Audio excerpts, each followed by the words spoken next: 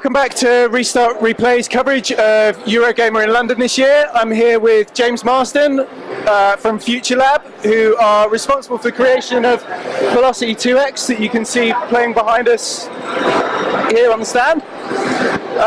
James, just obviously there was Velocity Ultra, and before that Velocity, which was essentially a 2D shooter that introduced us to the world of teleporting and doing it as fast as possible. Indeed. Can you just, obviously in 2X now you've got some platforming that's been built into it. Can you just take us a little bit into that and how you came up with the idea and how it incorporated into the game? Sure. So when all the reviews hit for Velocity 1 on the PlayStation Minis, Sony got in touch and said, we want to take what you've created here and put it on Vita. We also want to help you create a sequel. So we knew we could get the funding and the support to create a sequel. We thought people are going to expect something bigger. We want a bigger experience, but we didn't want to scale the team in a risky way. So we thought, how can we do it sensibly with gameplay that is exciting and in terms of gameplay that we know is going to work. And so we thought, actually, platforming's not that different to a top-down shoot 'em up. The only real difference is you've got gravity on the main character. So all the controls are very similar. Collision detection is exactly the same engine. But if you apply some gravity and you use jump as your main mechanic, then you basically can make a platformer very quickly. So we thought, as long as we've got parity across platforming and top-down in terms of the mechanics, we could very easily have fast-paced platforming action with teleportation, and we just knew it'd work. So when we came out and announced that it was going to have platforming, we were quite surprised that some people were like, "Oh, that's not going to work. That's going to be silly." But I think we've shown that it can be done. And how has reception been of Velocity 2X in general, as well as the whole platforming element? It's been really good.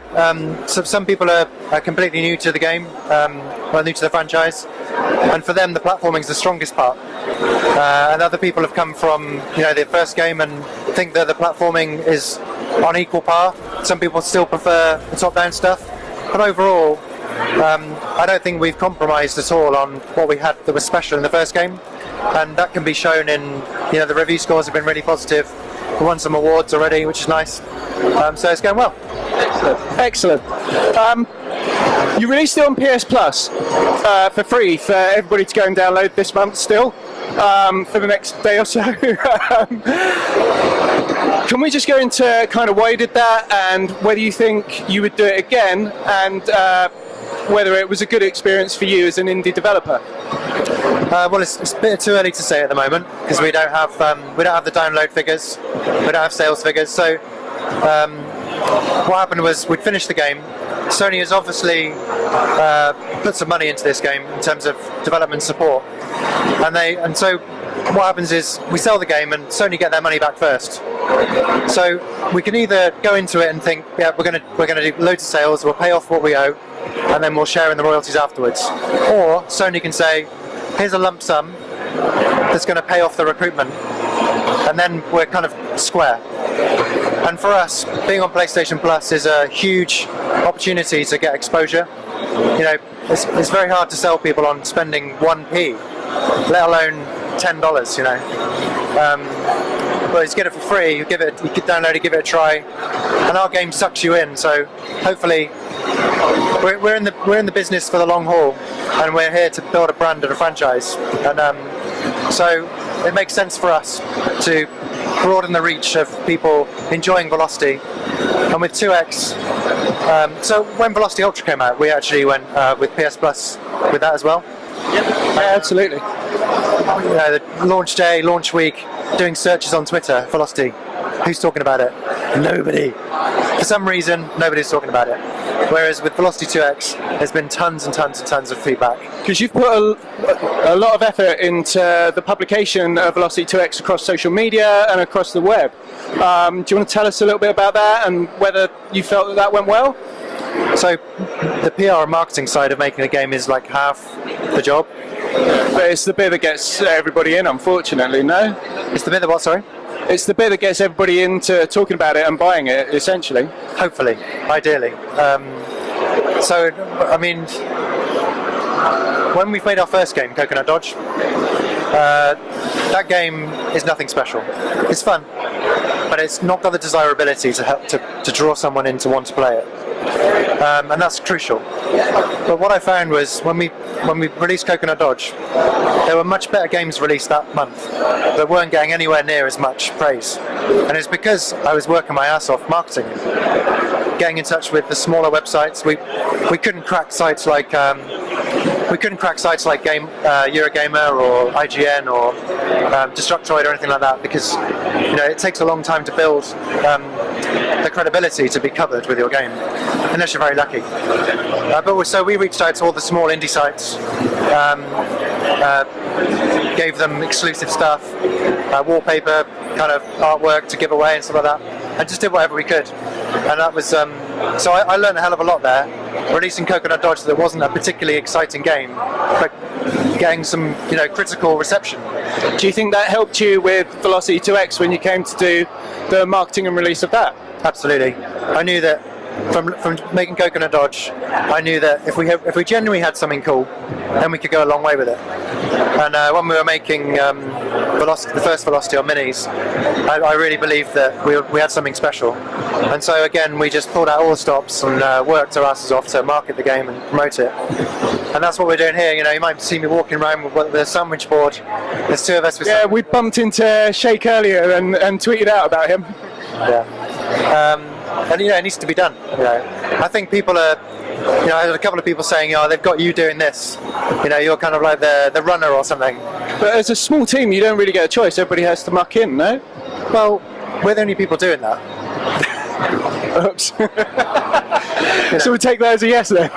Well, we just see that we're in an extremely privileged position to be in this industry, to have the support from Sony, to have a fan base, and every day that you're not promoting your game, nobody's seeing it. And so, if you don't do it, nobody else will.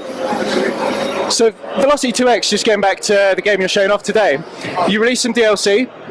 You released, first of all, the Critical Urgency pack, which seemed to be received quite well in the friends that I know. And then the other day you released another pack. Can you just tell us about the second load of DLC? It's a big spoiler. The second DLC has 10 levels that explore a mechanic that's introduced right at the end of the game. So if you finish Velocity 2X, the final few levels are a bit of a mind blower. You've played 47 levels to train you to play a certain way, and then you get to these last 3 levels, it's like, what? But we wanted an extra surprise at the end. And so we've got 10 levels of those types of levels, but I can't really talk about it really without spoiling the game. So, would you say that your favourite levels are the ones at the end, or which ones are your favourite types to play? I like the speed runs. I like the speed levels. The game's called Velocity. It's all about the boost and teleport for me. Yeah. So, can you tell us what comes next for FuturLab? Is there more downloadable content for 2X after this second pack, or are you going to start working on a new game, or is it all just about marketing this one for a little while? So this is probably our last marketing push for a while. I mean, we'll still be on Twitter and running competitions and stuff, but the full force of the marketing effort it finishes with Eurogamer. We've got no more DLC planned. If the DLC that we've got out there sells really well, then we'll look at it. Obviously we've got lots of ideas we'd love to do, but we need to look at the commercial aspects of that. And we're going to start pre-production on our next project as soon as we get back from Eurogamer. And can you tell us anything about that now? It's really, really fun. Is it another space thing, or is that ground we shouldn't really be treading right now?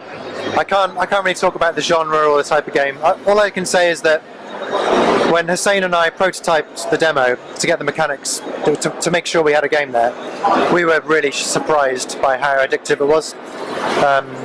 Because you guys don't like addictive games at all, do you? No. It's what we're about. And to be fair, everybody at Restart Replay things should get it. Hopefully the rest of the web does as well. So before we sign off and say thank you very much for your time, is there anything that you'd like to say to the guys back home just about why they should be playing 2X and keeping an eye on FuturLab for the future? Absolutely. So Velocity 2X is probably a Game of the Year winner.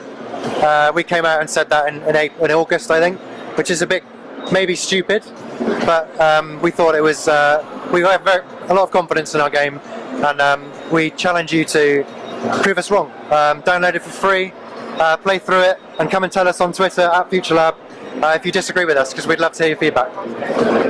Thanks a lot, James. We really appreciate your time, and good luck for the future.